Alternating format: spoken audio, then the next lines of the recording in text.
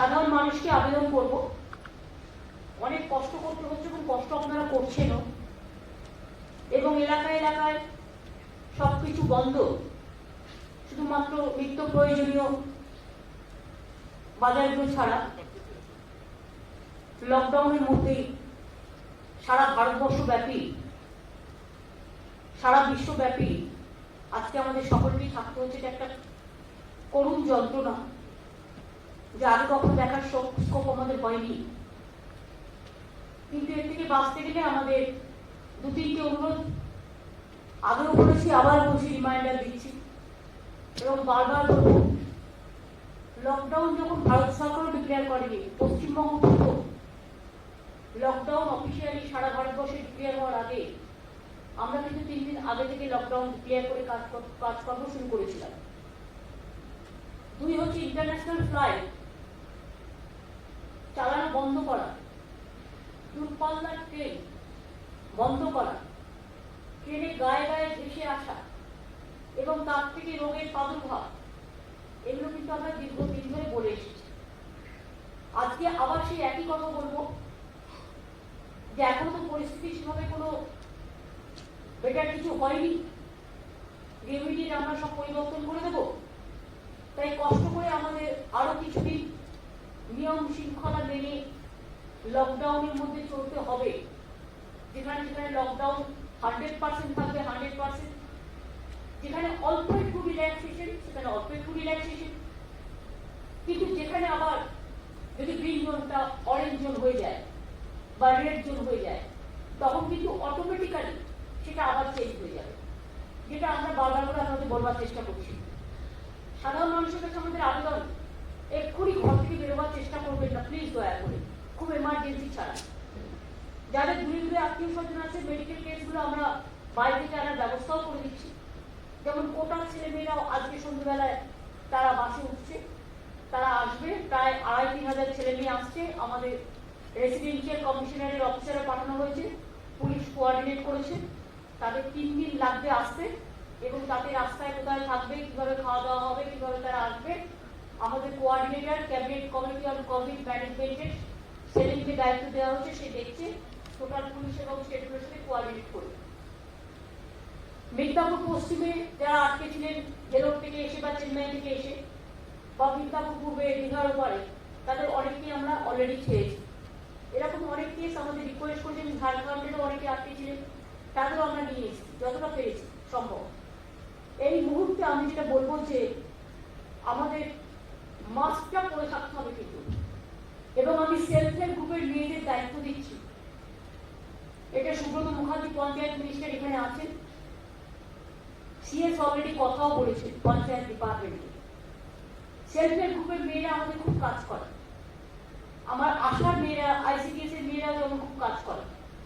আমি আজকে আপনাদের থেকে আমি আশার মেয়েদের ধন্যবাদ জানাচ্ছি হেলথ ওয়ার্কারদের, যে যারা প্রায় 3.4 কোটি মানুষের বাড়ি বাড়ি গিয়ে, যেটা প্রায় 100% পপুলেশন আমাদের কভার করে, বাড়ি বাড়ি গিয়ে সার্ভে করেছে, কে কেমন আছে, তাদের একটা হেলথ স্ক্রিনিং করেছে।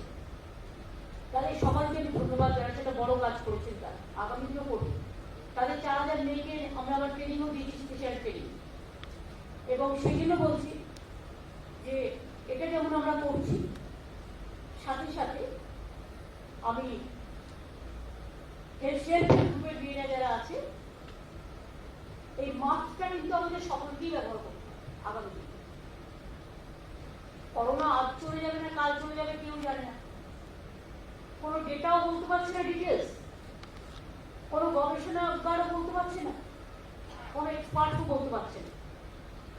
বাট সকলের একটা কথা, যে লাস্ট উইক অফ মে বা জুনের 1 উইক পর্যন্ত বিশ্বের অনেকগুলো দেশও লকডাউন অ্যানাউন্স করেছে। কারণ একটা কোনো এই রোগটা আবার কোনো জায়গায় আগে এসছে, কোনো জায়গায় পরে এসছে, সেখানে তারা গ্র্যাভিটি অফ দ্য সিচুয়েশন দেখে ডিসিশন নিয়েছে। তো আমাদের এখানেও মোটামুটি মে মাস, কালকেও আমাদের যে ডাক্তারদের সাথে মিটিং ছিল, এক্সপার্টসরাও এই ওপিনিয়নটাই দিয়েছে, লাস্ট উইক অফ মে পর্যন্ত আমাদের খুব মেনে চলা উচিত। তারপরে হয়তো একটু কমবে, তারপরে আবার জুলাই আগস্টে বর্ষাকালে তখন আবার একটুখানি বাড়তে পারে, তখন আবার একটু সাবধানে থাকতে হবে, তারপর হয়তো আস্তে আস্তে কন্টিনিউ করবে। যে কোনো একটা রোগ একদিনে শেষ যায়, বি থেকে সিতে যায়, সি থেকে জিতে যায়, এবং ডেঙ্গু আপনারা দেখছেন প্রতি বছরই ক্যারেক্টার বদলায়। কিন্তু শুধু করোনা নিয়ে চললে চলবে না, টিকাকরণ বাচ্চাদের করতে হবে, কিডনি ডায়ালিসিস পেশেন্টদের দেখতে হবে, হার্ট আক্রান্ত চিকিৎসকরা মানে যারা পেশেন্টরা তাদের দেখতে হবে, প্রেগনেন্ট মাদার, গর্ভবতী মা, এদের তো দেখতে হবে। সুতরাং আমরা প্রাইভেট সেক্টরকেও বলছি, আমরা একটা অ্যাডভাইজারিও দিচ্ছি যে তারাও হাসপাতালগুলো যেন খুব চালু রাখে এবং তারা যেন পেশেন্টদের ঘুরিয়ে না দেয়। একটা ভুল আপনাদের আমি ভাঙিয়ে দিতে চাই, গভর্নমেন্ট নিজে কতগুলো প্রাইভেট হসপিটাল আমরা কোভিড হসপিটালের জন্য নিয়েছি 51 51টা হসপিটাল আমরা প্রাইভেট হসপিটাল আমরা সরকার থেকে নিয়েছি। সেই প্রাইভেট হসপিটালে যদি কেউ কোভিডের ট্রিটমেন্ট করে তার খরচা কিন্তু গভর্নমেন্ট নিচ্ছে, এটা মাথায় রাখবে। কিন্তু বাদ বাকি যারা প্রাইভেট হসপিটাল আছে তারা নিজেরা নিজেদের মধ্যে ট্রিটমেন্ট করুন না, তারা প্রিকশন নিয়ে চিকিৎসাটা কেন বন্ধ করে দিচ্ছে? আমাদের একই থাকবে সবার কাছে, ডাক্তারদের কাছেও পাড়ায় পাড়ায় অনেক চেম্বার বন্ধ আছে, যারা পারবেন নিজেদের প্রিকশন নিয়ে অল্প অল্প কেসগুলো করতে শুরু করুন, একবারে সব একেবারে না করে একেবারে দিয়ে না বাড়ে, কিছুটা টোটাল গাইডলাইন্স নিয়ে লকডাউন মেনটেন করেই করুন। এটা ঠিক অনেক সময় একটা পাড়ার ডাক্তারখানায় একসাথে 100 লোক ঢুকে যায়, সেটার প্রবলেমও হয়, সেটা তো হবে না। এটা বুঝতে হবে যে আমরা যেন কেউ পাশাপাশি দাঁড়িয়ে কিছু না করি, পাশাপাশি বসে কিছু না করি, সামাজিক নয়। এটা হচ্ছে মানুষের যে বসার দূরত্বটা, থাকার দূরত্বটা, কাজ করার দূরত্বটা, এটা কিন্তু মেনটেন করতেই হবে। এখন এটা থেকে কিন্তু আমরা ফিরে আসতে পারবো না। যখন ফিরে আসবো সময় হলে বলে দেওয়া হবে, কিন্তু সময় এখন সময়ের কথা বলছে। এই দূরত্ব আমাদের কিন্তু মেনটেন করতে হবে, আমাদের মাস্ক পরতে হবে, দোকানে দোকানে ভিড় করা চলবে না, মার্কেটে ভিড় করা চলবে না, রাস্তা দোকানে ভিড় করা চলবে না। কোনো একটা গাড়িতে গেলাম, আমরা যেমন বলেছি অ্যালাউ করেছি ট্যাক্সি, হোম যেটা পুলিশকে অ্যাপে পাঠানো হচ্ছে, ট্যাক্সির একটা অ্যাপ হয়েছে, আমরা সেখানে আরো কিছু ট্যাক্সিকে ইনক্লুড করে দিতে চাইছি, কিন্তু প্রোভাইডেড একজন সামনে বসবে, পেছনে 2 জন বসবে, তার বেশি অ্যালাউ করা হবে না। কারণ অনেক প্রাইভেট ট্যাক্সিও বসে আছে, আমাদের বদ্রীধারা থেকে শুরু করে কালো ট্যাক্সিও বসে আছে, হলুদ ট্যাক্সিও বসে আছে। সুতরাং এটা ট্রান্সপোর্ট ডিপার্টমেন্ট এবং পুলিশ বসে ডিসিশন নেবে। আমরা যেহেতু সেন্ট্রাল গভর্নমেন্টের ক্লারিফিকেশন এখনো পাইনি, we are waiting for the clarification দোকান খোলার ব্যাপারে, সেই জন্য প্ল্যানিং করতেও আমাদের অসুবিধা হচ্ছে। এখনো আমরা ওয়েট করছি, বাট কিছু সিদ্ধান্ত আমরা নিয়েছি যেটা মানডে থেকে আমরা, ইফ এভরিথিং ইজ অলরাইট, দেন আমরা ইমপ্লিমেন্ট করবো। যেখানে যেখানে স্ট্যান্ড অ্যালোন একটাই দোকান আছে, সোমবার থেকে হবে, একটাই দোকান আছে, পাড়ায় পাড়ায় ছোট ছোট দোকান, বা ধরুন কিছু দোকান যেটা লোকের সামগ্রিক প্রয়োজন আছে, হোম ডেলিভারিও হতে পারে, এসেন্সিয়াল নন এসেন্সিয়াল দুটোই হোম ডেলিভারি আমরা অ্যালাউ করেছি। রেস্টুরেন্ট না হলেও খাবার সে বাড়িতে পাঠাতে পারে। সেই রকম মনে রাখবেন যে আমরা চাইছি যে কিছু দোকান, বিশেষ করে যে দোকানগুলো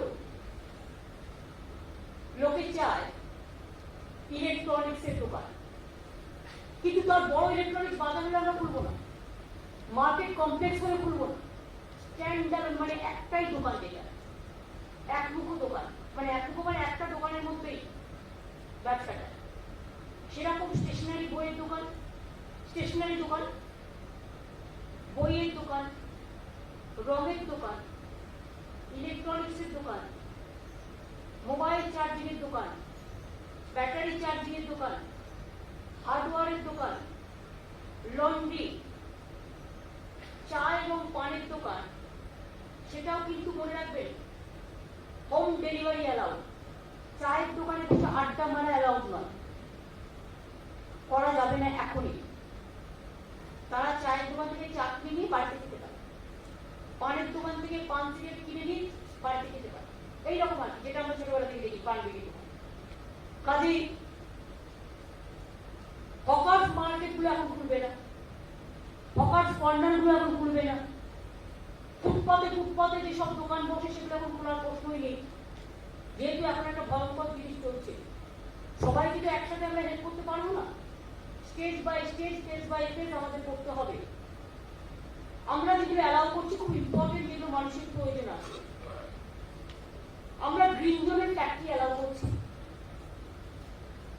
এবং এক্ষেত্রে গ্রিন জোনে কিছু steel factory, iron steel factory, কিছু কনস্ট্রাকশনের ফ্যাক্টরি, কনস্ট্রাকশন ওয়ার্কারদের জন্য, বিশেষ করে যারা কনস্ট্রাকশন ওয়ার্কারদের রেখে তাদের টোটাল প্রোটোকল মেনে তাদের সাহায্য করে কাজ করবে, সেই কনস্ট্রাকশন আমরা অ্যালাউ করছি। স্পেশালি আমাদের গভর্নমেন্টের যে অনগোয়িং প্রজেক্টগুলো চলছে, পঞ্চায়েতের গ্রামীণ যোজনা, গ্রামীণ আবাস যোজনা, গ্রামীণ রাস্তাঘাট তৈরি করা, তারপরে আমাদের পিএইচই, আমাদের এডুকেশন ডিপার্টমেন্ট, আমাদের পিডব্লিউডি ডিপার্টমেন্ট থেকে শুরু করে বিভিন্ন ডিপার্টমেন্ট, এবং কনস্ট্রাকশন ওয়ার্কসে অন্যান্য যারা বড় বড় কাজ হাতে নিয়েছে তারা যদি প্রোটোকল মেনে তারা কর্মীদের তার নিজের থাকার ব্যবস্থা করে, দূরত্ব মেনটেন করে, লকডাউন প্রোটোকল মেনে করতে পারে, তবেই আমরা এটা অ্যালাউ করবো।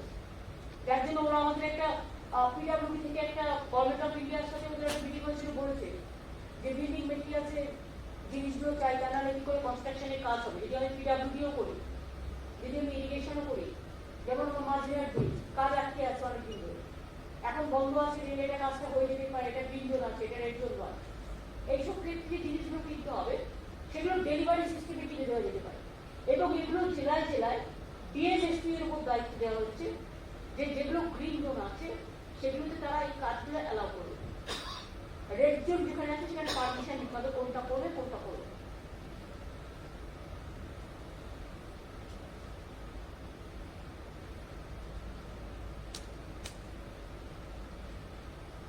এই সমস্ত নিয়ে সচিব মন্ত্রীদের একটা কমিটিও করা হয়েছে, ইকোনমিক, যেটা ইনফ্রাস্ট্রাকচার এবং ইকোনমিক রিফর্মস ট্রান্সফার একটা টাস্ক ফোর্স তৈরি করা হয়েছে। তারা ওটা টাইম টু টাইম বসে তারা তাদের ওপিনিয়ন দেবে।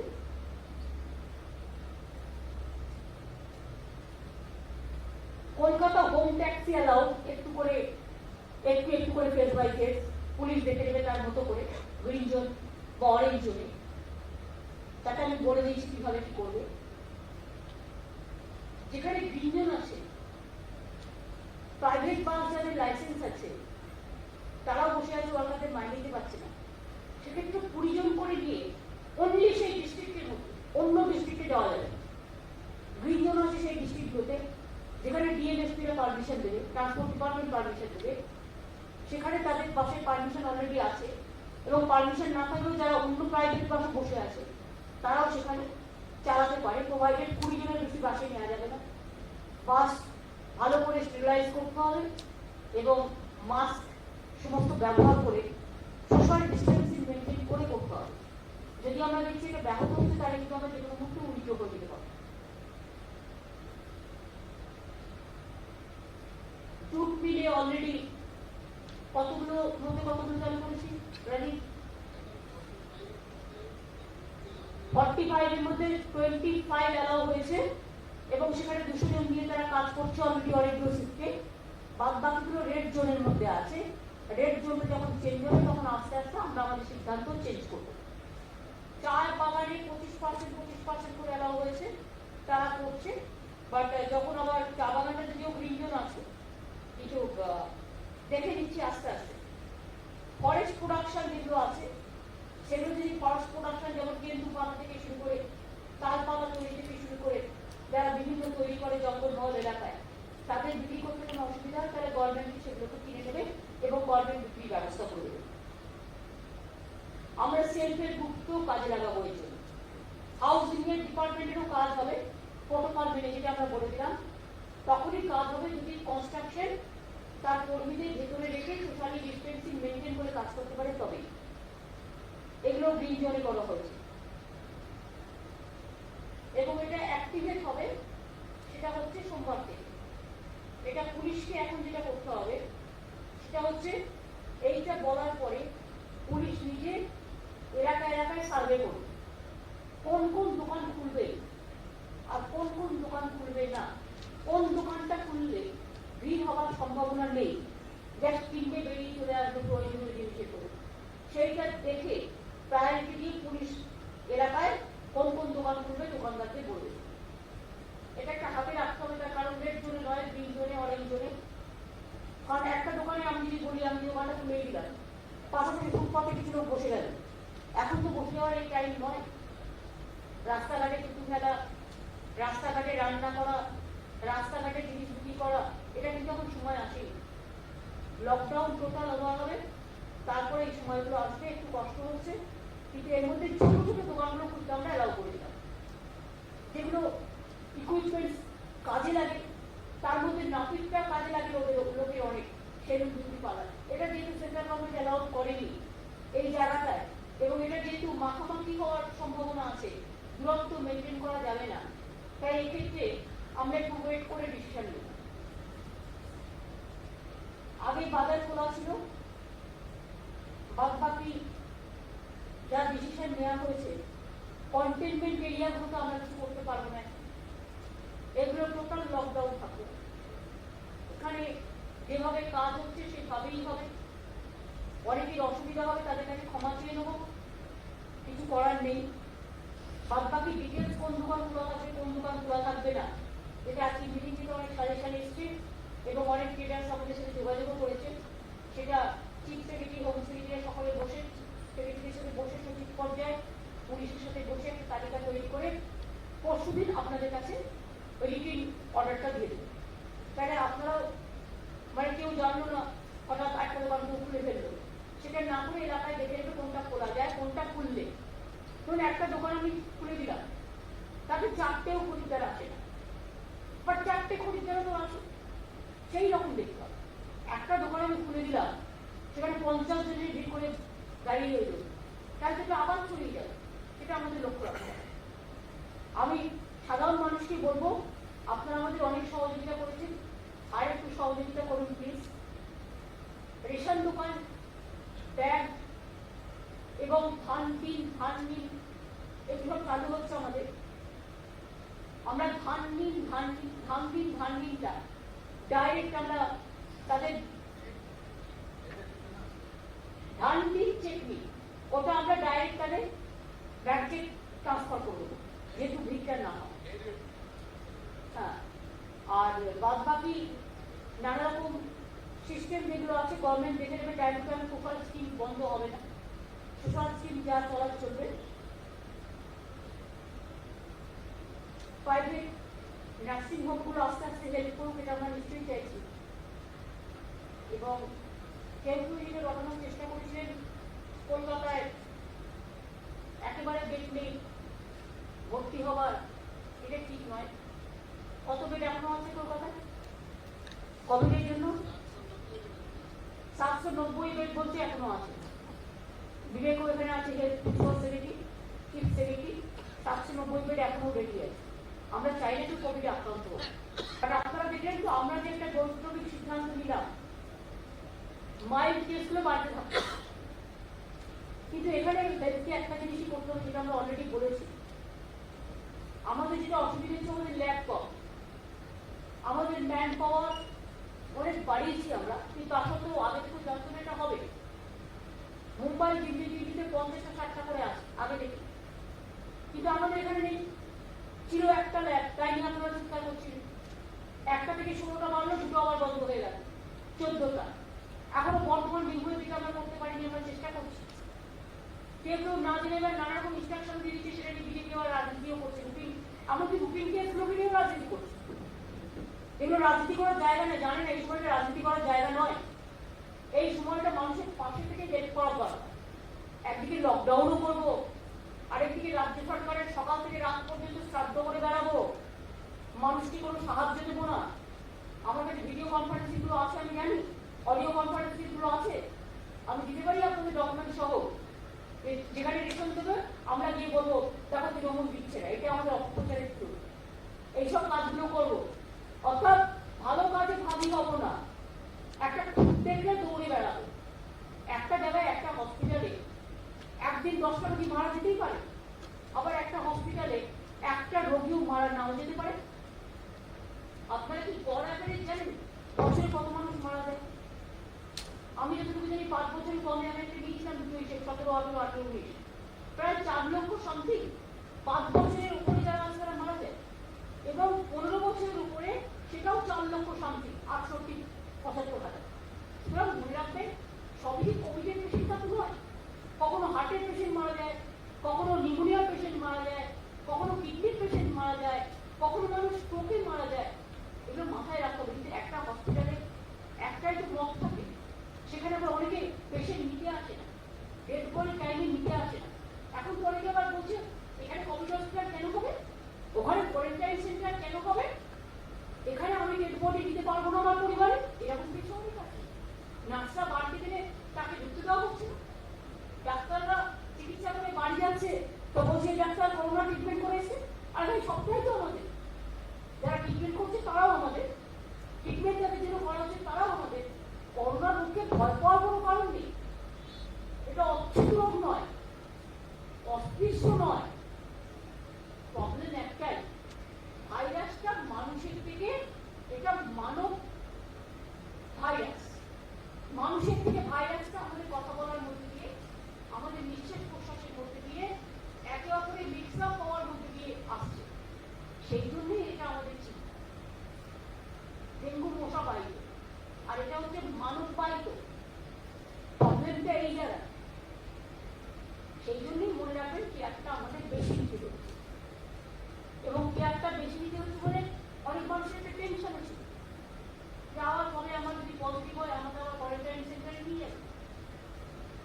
সেন্ট্রাল গভর্নমেন্ট তো বলে দিয়েছে, যেটা আমাদের অডিট কমিটি বারবার বলছিল, সেই কেসগুলো, যে এই কেসগুলো বলো, যেটা আজকে তোমাকে পাঠালাম কিছুক্ষণ আগে, যেটা বলেছে যে এগুলো বাড়িতে ট্রিটমেন্ট করা যায়, তা সেইগুলো তো আপনারা বলে দিচ্ছিলেন। বলো একদম কি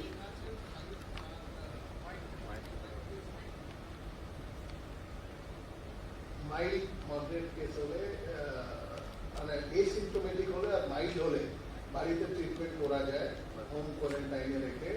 ওর কতগুলো শর্ত আছে যে কি কি করতে হবে, সেটা আমরা কিন্তু সার্কুলার পরশুদিনও দিয়েছি। কালকে আবার গভর্নমেন্ট অফ ইন্ডিয়া যেটা সার্কুলার দিয়েছে সেটাকে তার নিরিখে আবার আমরা জানিয়ে দিয়েছি যে কি কি করতে হবে। প্লাস সাসপেক্ট কেস ওরা বলছে, এই যে ভাষা প্রয়োগ করেছে suspect case, asymptomatic, mild and suspect case, এই শব্দটাকে বাড়িতে রাখাই না। সুতরাং এইটাই গভর্নমেন্ট অফ ইন্ডিয়ার গাইডলাইন্সও আছে, আইসিএমআর এর গাইডলাইন্স তো আশা করি গভর্নমেন্ট অফ ইন্ডিয়ার গাইডলাইন্সটা কি ওরা স্বীকার করে, তাই তো? সুতরাং এই গাইডলাইন্স আমরা একটু আগে ভেবেছিলাম, কিন্তু পরে গাইডলাইন্স গভর্নমেন্ট অফ ইন্ডিয়া দিয়েছে, ভালোই হয়েছে।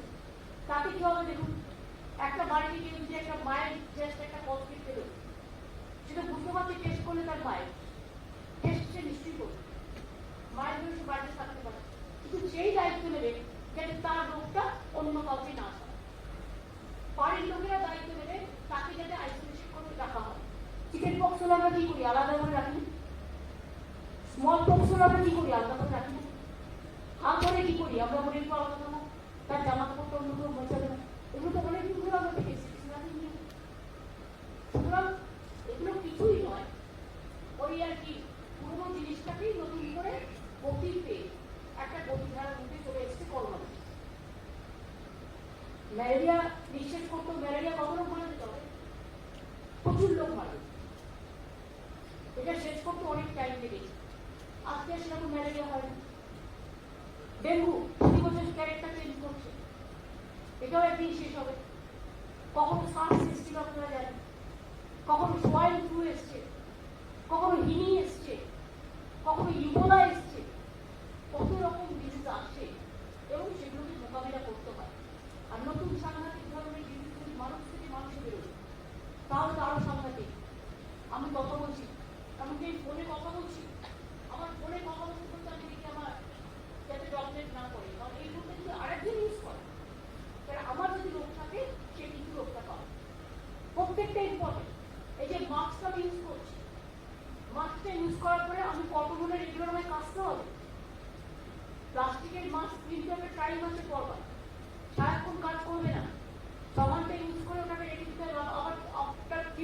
নিউজ। কটনটাই একটাই সুবিধে, এটা হচ্ছে আপনি কেচে করতে পারেন, এটা হচ্ছে বড় অ্যাডভান্টেজ। সুতরাং মাস্ক পরাটা আমাদের এখন জীবনের একটা অন্যরকম আর একটা পোশাক হয়ে গেছে বলতে পারি, আমাদের অঙ্গ হয়ে গেছে, আমাদের দিন প্রতিদিনের একটা অঙ্গ হয়ে গেছে। অবশ্যই এটা শরীরের পক্ষে ভালো, কিন্তু ভাইরাসে যাতে না আসে সেটা দেখে নিতে হবে। শুধু প্রেসের কাছে মিডিয়ার কাছে আমার একটাই রিকোয়েস্ট, একটা ঘটনা ঘটলো, গভর্নমেন্টের কোনো রকম আপনারা অপিনিয়ন নেন না, ওয়ান সাইডেড কেউ বিজেপির কথা শুনে নেগেটিভ এবং ডিস্ট্রাকটিভ ভাইরাস ক্যারিয়ার হয়ে যাচ্ছে। Please behave properly. আমরা কিন্তু ইচ্ছা করলে আমাদের কোভিড যে ডিজাস্টার অ্যাক্ট আছে আমরা কিন্তু অনেক কিন্তু অ্যাকশন নিতেও পারি, কিন্তু আমরা এটা করি না, কারণ আমরা একটা সিস্টেম মেনটেন করি। বাংলার একটা কালচার আছে, বাংলার একটা সংস্কৃতি আছে, বাংলার একটা সভ্যতা আছে, বাংলার একটা মানবিকতা আছে, সহ্য করাটা আমাদের ধর্ম। কিন্তু যে গভর্নমেন্টটা সকাল থেকে রাত অব্দি কাজ করছে, যে অফিসারগুলো সকাল থেকে রাত অব্দি কাজ করছে, যারা আমরা ফিল্ডে কাজ করছি সকাল 6টা থেকে রাত্রি 1টা পর্যন্ত, এমনকি কখনো কখনো রাত 2-3টেও হয়ে যাচ্ছে, কি করে প্রতিরোধ করা যায়, কি করে প্রতিষ্ঠিত করা যায়, কি করে মানুষকে ভালো রাখা যায়? আর যাদের কোনো কাজ নেই, ঘোলার জলে মাছ ধরতে যাওয়াই একটাই কাজ, পলিটিক্স করা বিপদের সময়, তারা সবচেয়ে বড় বিপদ সমাজে। যারা পলিটিক্স করে এই দুঃসময়, এই দুর্ভোগী মানুষের এই দুর্যোগে, তাদের কাছে বলবো রুটিন কেস নিয়ে পলিটিক্স করতে যাবেন না। একটা সাংবাদিক খুব ভালো রিপোর্ট করতে পারে, আবার একটা সাংবাদিক ভালো দেশকে কাজ করতে পারে, একটা সাংবাদিক ভালো ফটোগ্রাফার হতে পারে, আবার একটা সাংবাদিক তথ্য বিশেষ খবর করতে পারে। সমাজে বিভিন্ন ক্যাটাগরি আছে। কি করে ভাবলেন এই নতুন একটা উপসর্গের সময় যে কোভিড হাসপাতালগুলো করা হয়েছে, প্রত্যেকটা ডক্টর, প্রত্যেকটা নার্স, প্রত্যেকটা হেলথ ওয়ার্কার তারা ট্রেন হয়ে এত তাড়াতাড়ি তারা একদম পুরো এক্সপার্ট হয়ে যাবে? তাদেরও কখনো ভুল হতে পারে, তাদেরও কখনো কখনো একটা লেখায় ভুল হয়ে যেতে পারে, একটা নোটিশে ভুল হয়ে যেতে পারে, একটা প্রিন্ট মিস্টেক হয়ে যেতে পারে প্রিন্টিংয়ে। সেটা নিয়ে যারা সারাক্ষণ সোশ্যাল নেটওয়ার্কের মধ্যে দিয়ে গভর্নমেন্টকে মেলাইন করার চেষ্টা করছেন, তাদের কাছে আমি বলবো যা ইচ্ছে ভাবুন, যা ইচ্ছে করুন। বেঙ্গল এখনো পর্যন্ত করোনা নিয়ে Bengal is the best performance দেখিয়েছে। যদি কেউ মনে করে থাকেন বেশি করে করোনা ঢুকিয়ে দিয়ে আর বেশি করে বদনাম করে বেঙ্গলকে বদনাম করবেন, তাদের উদ্দেশ্যে আমি এটা বলবো, দেখুন চ্যারিটি বিগিনস এট হোম। আজকে গুজরাটেও আমরা চালাই না সরকার, মহারাষ্ট্রে আমরা চালাই না সরকার, মধ্যপ্রদেশে আমরা চালাই না সরকার, রাজস্থানে আমরা চালাই না সরকার, হরিয়ানায় আমরা চালাই না সরকার, উত্তরপ্রদেশে আমরা চালাই না সরকার, দিল্লিতে আমরা চালাই না সরকার। আমরা তো কোনো রাজ্যের বিরুদ্ধে করিনি, কারণ প্রত্যেকটা রাজ্যই এটাকে ফেস করছে। আমরা সেই অ্যাঙ্গেল দিয়ে দেখছি যে এই দুর্যোগে দুর্ভোগে আমরা সব রাজ্যের সাথে আছি, কিন্তু যারা নিজের রাজ্যটা চোখে দেখতে পায় না, আয়নায় নিজের মুখ না দেখে অন্যের মুখ দেখার চেষ্টা করে, তাদের বই অনেক টাকা আছে, সোশ্যাল নেটওয়ার্ক করে যাবে, বারণ করছি না, এবং আপনাদের অ্যারেস্টও করি না, খুব কম করি না। তার কারণ কি জানেন? আপনাদের ছেড়ে রেখে দিচ্ছি। এই কাজটা করে আপনারা বেশি করে নিজেরাই বিভ্রান্ত করুন নিজেকে। কাজের বেলা তো কিছু জানেন না। একটা ডাক্তার যে প্রেসক্রিপশন লিখতে পারে আপনারা পারেন? একটা সিস্টার যে অক্সিজেন দিতে পারে আপনারা সেটা পারেন? না একটা হেলথ কর্মী ঝাড়ু নিয়ে রাস্তায় দাঁড়াতে পারেন? ওই 7টা হরফের নেতারা এখন বেরোন, দেখি কত রাস্তা দাঁড়িয়ে এই মানে যারা আজকে কাজ করছে করোনা প্রতিরোধে রাস্তা পরিষ্কার করছে, তাদের সামনে দাঁড়িয়ে ঝাড়ু মিলিয়ে কাজ করতে পারবে? Game is not that easy. Video স্ক্রিনের বাইরে বসে শুধুমাত্র মন্তব্য করে যাও, আর সোশ্যাল নেটওয়ার্কে fake news, fake saving news, আর স্টেট গভর্নমেন্ট যারা কাজ করছে তাদের অ্যাটাক করা। 4টে জোন তৈরি করেছে। আমরা যেমন কাজ করার জন্য জোন তৈরি করেছি, green zone, red zone, orange zone.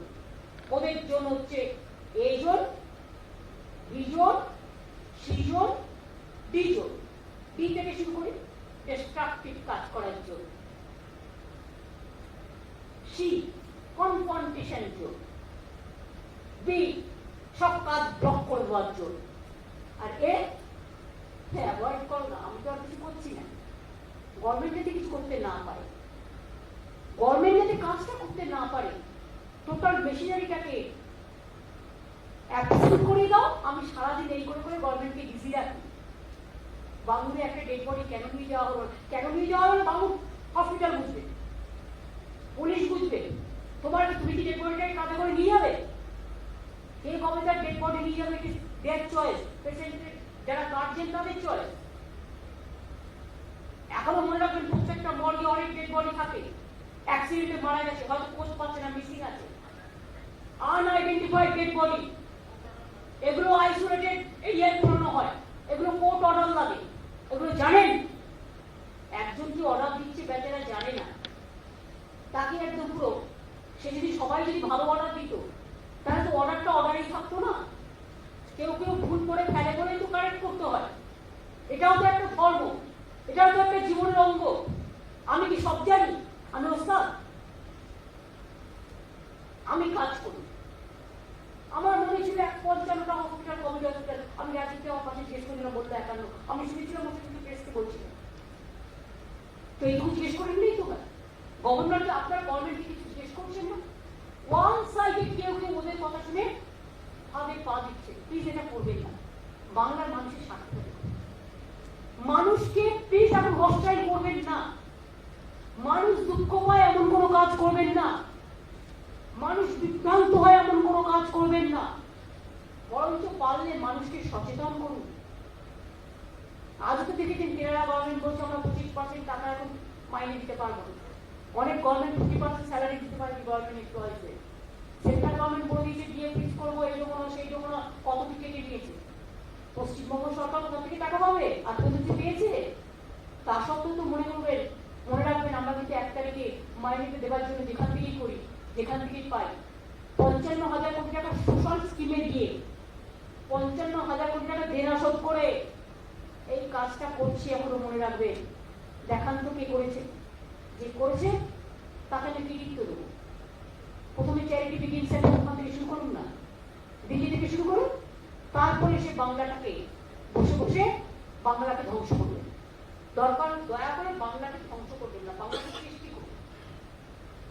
আর মনে রাখবেন, আজকে আমরা যে কাজটা করছি চ্যালেঞ্জ নিয়ে কন্টিনিউয়াস, কালকেও আমি সমস্ত ডক্টর চ্যালেঞ্জকে মিটিং করছি, আজকেও এতগুলো ডিপার্টমেন্ট নিয়ে বসে কাজ করা হচ্ছে। Not a matter of joke.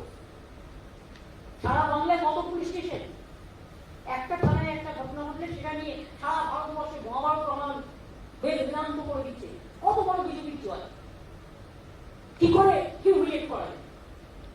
আরে ভাই, টিকিয়াপাড়ে একটা ঘটনা ঘটলে পুলিশ অ্যাকশন নেবে, তোমার এত কিসের মজা?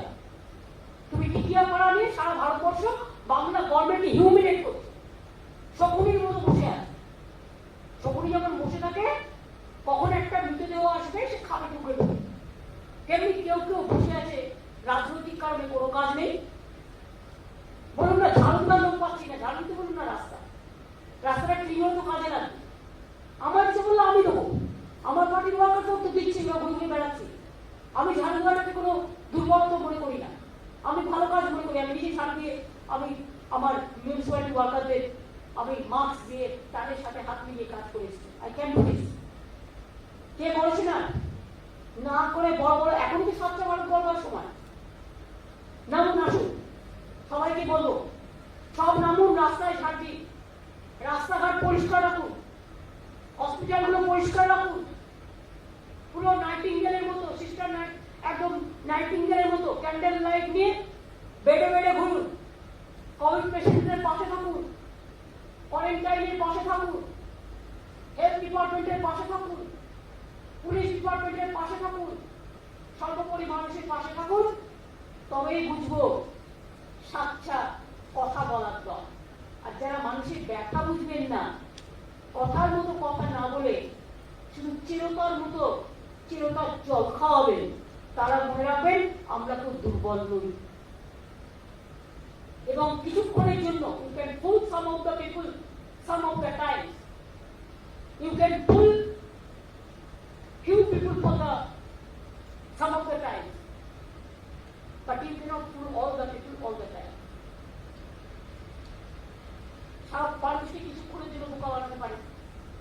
কিছু মানুষকে কিছুক্ষণের জন্য বোকা বানাতে পারে, কিন্তু সব মানুষকে সর্বক্ষণের জন্য বোকা বানানো যাবে না।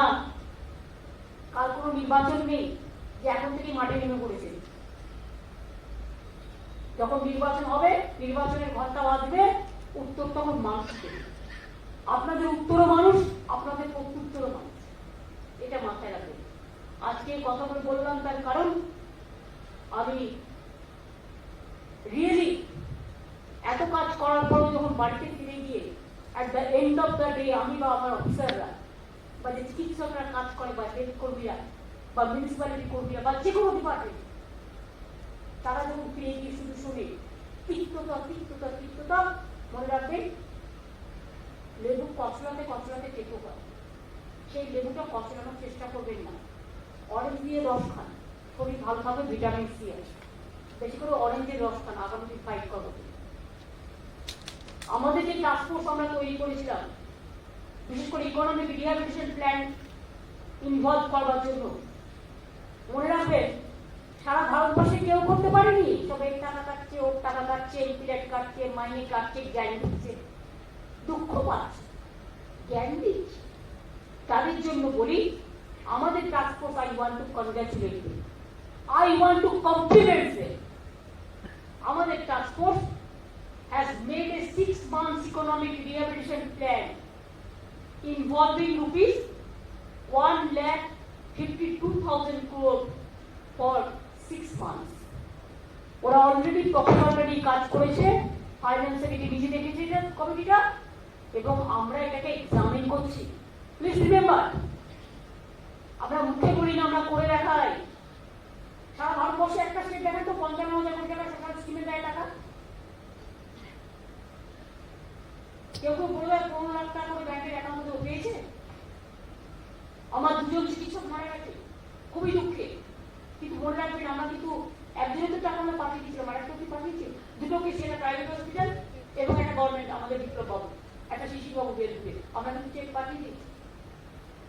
আমি নিজে কিন্তু তার স্ত্রীর সাথে কথা বলতে চেয়েছিলাম, বিপ্লব বাবু স্ত্রী পজিটিভ আছে, সিএস নিজে কথা বলছে তার ছেলের সাথে, তার এক ছেলে থাকে ব্যাঙ্গালোরে আর এক ছেলে থাকে এখানে, এবং সেও যদি চাকরি চায় আমরা চাকরিও করতে, এটাও আমরা বলেছি। মনে রাখবেন আমাদের এখানে 21 জন হেলথ কর্মীকে ইতিমধ্যে 1 লাখ টাকা করে, যেটা সঙ্গে সঙ্গে আমরা বলেছিলাম হেলথ কর্মী ইন্স্যুরেন্স থেকে, সেটা কিন্তু 21 জন স্বাস্থ্যকর্মী পেয়ে গেছে। আপনাদের একজন সাংবাদিক মারা গেছে, তার পরিবারের ব্যাপারটা পার্শ্ব হচ্ছে, যদি তার পরিবার চায় আমরা যেটা বলেছিলাম 10 লাখ টাকা আপনাদেরও কভারেজ আমরা দিচ্ছি। আপনাদেরও একজন সাংবাদিক ফটোগ্রাফার আকবরী মসজিদে আজকে অসুস্থ হয়ে পড়েছিল তার বাড়িতে মেটিয়াপুরে। নাদিম আমাকে খবরটা দেওয়ার সাথে সাথে আমি থ্যাঙ্কস দিচ্ছি অনুজকে, যে আমি সঙ্গে সঙ্গে খবরটা দিচ্ছি কলকাতা থেকে, এবং তারা নিয়ে পেশেন্টটাকে সঙ্গে সঙ্গে সে ফটোগ্রাফার আসলে ওকে আমরা সঙ্গে সঙ্গে ওর বাড়ি থেকে তুলে নিয়ে এসে কলকাতা পুলিশ বাংলা হসপিটালে ভর্তি করে দিয়েছিল। মাথায় রাখবেন, ইনফরমেশন আসলে আমরা কাজে লাগাতে পারি। ইনফরমেশন আমি না পেলে কি করবো? নিচু তলায় ছোটখাটো ভুল হতে পারে, এটা এখনকার জন্য ক্ষমা, এটা জ্ঞান তো ভুল নয়। নতুন কাজ, নতুন উদ্যোগ, কখনো কখনো চলার পথে ভুল হয়ে যেতে পারে। পুলিশ সারাক্ষণ কাজ করছে, একটু একটু ভুল হয়ে যেতে পারে, সেটাকে নিয়ে ধরবেন। আর 99% ভালো কাজটা ধরবেন না। তৃতীয়বারে একটা ঘটনা ঘটেছে, ঘটনা ঘটা উচিত ছিল না, এবং ঘটনাটা খারাপ ঘটেছে, এবং আমি পুলিশকে বলছি স্টার্ন অ্যাকশন নিতে, যারা আসল দোষী ইনোসেন্টদের হ্যারাস না করে। অফকোর্স এখানে আমরা মনে করি যখন অন্যায় যেটা অন্যায়, সেক্ষেত্রে আমরা সবাই ক্ষেত্রেই সমানভাবে হিউম্যান বিং হিসেবে ঠিক করি। এটা বাংলা, আমরা কখনো কাস্ট, ক্রিড, রিলিজিয়াস করি না। আমরা সব মানুষকেই ভালোবাসি, সবাই আমাদের ভাই বোন, কিন্তু অন্যায় যে করে সে অন্যায় বলে পরিচিত হয়। তারপরে হিন্দু নেই, মুসলমান নেই, শিখ নেই, খ্রিস্টান নেই। Crimes is crime, criminal offence is criminal offence, এটা মাথায় রাখবে। সেটাকে নিয়ে এত হই হুল্লোড় করে বলুন না, উত্তরপ্রদেশে যে হলো পুলিশকে বললো কি করেছে ব্যবস্থা, দিল্লিতে কত ঘটনা ঘটেছে।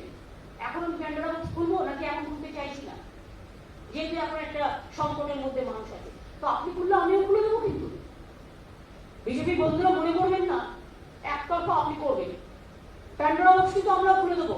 কত লোক মারা গেছে দিল্লিতে এনপিআর এনআরসি নিয়ে আন্দোলন করতে গিয়ে, আমি কিন্তু বলিনি বন্ধু এখনো, তার কারণ আমি মনে করি এইটাকে আমরা আগে সামলাই। ভুলাম না না সে ঠিক আছে, অনেক জায়গায় অনেকে কি হচ্ছে না হচ্ছে প্রত্যেকটা অনেক থেকে তো খবরই আসে না, চেপে দেয় সব। এখানে রোজ আপনারা কাগজ কলমে অডিট করেন বসে বসে, জান না অত কোটি হাজার হাজার কোটি টাকা উঠে অডিট করে আসেন না, এক্সপার্টদের কাজ এক্সপার্টদের করতে দিই। আর এখানেও যে অডিট কমিটি হয়েছে আমি করিনি, I don't know anything about it. এবং আমি জানি না কারা কারা মেম্বার আছে, আমার প্রয়োজন পড়ে, এটা আমি করি না, এটা ডিপার্টমেন্টের প্রিন্সিপাল সেক্রেটারি আছে, he is the authorized person, chief secretary আছে, he is the authorized person. I am not, আমিও না চন্ডিমা না, আমরা এক্সপার্টস লোক নই। শুধু মিথ্যে কথা দিয়ে কতদিন চলবে, শুধু মিথ্যে কথা দিয়ে খবরের কাগজ কতদিন ধরবে? কেউ একটা বলছিল আপনি একটা খবর দেবেন, বা একটু জিজ্ঞেস করবেন না। আপনি যে একটা নিউজ করছেন কেন বুঝতে পারছেন না? আপনি যদি বলেন বেড নেই, তাহলে সিস্টাররা ডাক্তাররা কি বলছে না বলছে তার মানে কি আমরাও যদি এফেক্টেড হয়ে যাই, তার মানে এফেক্টেড হয়ে যাই, তার মানে আমাদের চিকিৎসা করার জায়গা নেই? বুঝতে পারছেন জায়গাটা কোথায় গিয়ে হেল্প করছে? এটা মাথায় রাখতে হবে। পরিবারটা কিন্তু আমাদের সকলের আপন পরিবার। তাই আমি বলবো একটু দায়িত্বশীলতার পরিচয় দিন, একটু দায়িত্ব জ্ঞানতার পরিচয় দিন। আমরা দেব, কথা দিচ্ছি। যদি বিজেপি বন্ধুরা মনে করেন কেউ অসুস্থ হচ্ছে, কারো কোভিড হচ্ছে, কেউ আক্রান্ত হয়েছে, কারো কোনো সিমটমস আছে, মেসেজ পাঠাবেন আমাকে, আমি আপনাদের সঙ্গে সঙ্গে ভর্তি করে দেবো, ব্যবস্থা করবো, ট্রিটমেন্ট করে দেবো, বিনা পয়সায় চিকিৎসা করে দেবো। যদি মনে করেন খাবার দাবার নেই, খাবার দাবার পাঠিয়ে দেবো। আমাকে অনেকে তখন রাস্তায় লোকের কাছে শুনে এবং সারকাজে যাও অনেকে সঙ্গে পাঠায়, আমি করি। আমাকে যেই সাধারণ মানুষ পাঠালো, কত সোর্স থেকে কত খবর আসে, সকাল থেকে রাত তো এটাই করি, ঘুম ভাঙে এটা দিয়ে, ঘুমোতে যাই এটা দিয়ে, ঘুমটা ঘুমোতে কোথায় পাচ্ছি? আমি আপনাদের বলতে পারি না না, আমিও একটা হিউম্যান বিং, আমার মাথায় যন্ত্রণা করছে কালকে। কারণ আমি রাজীবকে বলছিলাম, আপনারা কেউ জানেন এই একটা কাজ করতে করতে গত সানডে দুপুরবেলা আমার বলছি ম্যাডাম আমার ভীষণ পেটে যন্ত্রণা হচ্ছে, গো হাউস। সবাই তো ওয়ার্ক অ্যাট হোম করছেন বাবা, হাফ অফ দ্য ডেজ। আমাদের তো ফিল্ডে কাজ করতে হচ্ছে, আমাদের ওভার টাইম করতে হচ্ছে, ডাবল ডিউটি করতে হচ্ছে।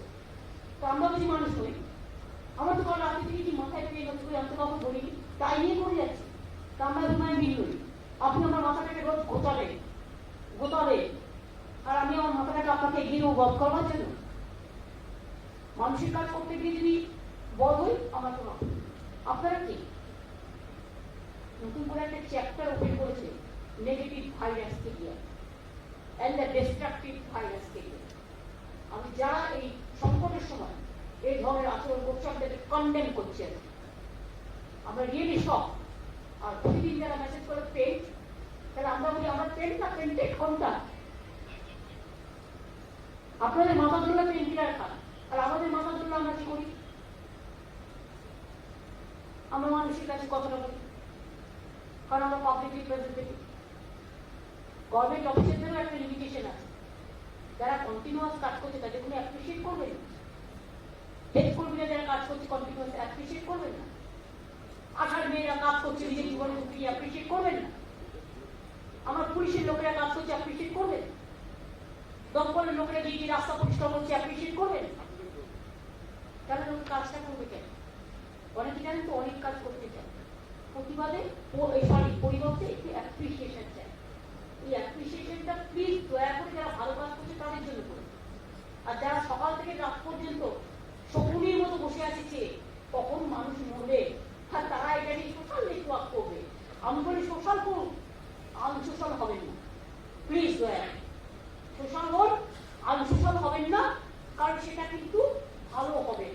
আজকে আপাতত ভাবছেন এরা তো টাইম পাচ্ছে না, আমি করে যাচ্ছি, আমার তো কোনো কাজ নেই। আর এগুলো আমরাও রেখে দিয়েছি সব সজাগ নেই, এই টাইমে জবটা পাবো। ওয়েট করুন। আমি কথাগুলো বললাম, এই কারণে যাতে আগামী দিন এটা সবাই মাথায় রাখে। আমি কথা দিলাম আমি কোনো রাজনীতি করবো না, করিও না। অনেক সেন্ট্রাল টিম, এই টিম, পেন্টার টিম, অনেক কিছু, হোম টিম, এক্সপার্ট টিম, কত ভাষণ দেওয়া সত্ত্বেও করি। আমি কথা দিলাম করবো না যতক্ষণ করোনা ওভার না হচ্ছে। তো আপনাদেরও কথা দিতে হবে মানুষকে, হ্যাঁ এটা করবেন, আর এটুকু করবেন। আর সোশ্যাল নেটওয়ার্কে যারা সাধারণ মানুষ, সুবুদ্ধি সম্পন্ন মানুষ আছেন, তাদের কাছে আমার হাত জোর করে অনুরোধ থাকে, বিশ্বাস করুন কিছু লোক আছে কোনো কাজ নেই, একটা ছোট্ট জিনিস নিয়ে নানা রকম লিখে দেয়, একটা ছোট্ট একটা হেড ক্লার্ক কি একটা লিখেছে, এগুলো রুটিন ব্যাপার। এটা নিয়ে রোজ রোজ মিথ্যে কথা বলা আর পলিটিক্স করা। একটা হসপিটালে কতগুলো লোক রেখে দিয়েছে কারা আমি জানি না, বের করতে খুঁজে নিচ্ছি আধার কার্ড, ভিডিও করে দিয়ে দিচ্ছে। ভিডিওটা কি ডেড বডি করে, ডেড বডি তো মরে গেলে পড়ে থাকবে। এমনকি হসপিটালে আপনারা দেখেছেন জেনারেল ডে 4 ঘন্টা ওয়েট করতে হয় বডি যায় না ফ্যামিলিতে। হসপিটাল হয় কি হয় না, ওয়েট করে, এটা হসপিটালের প্রোটোকল।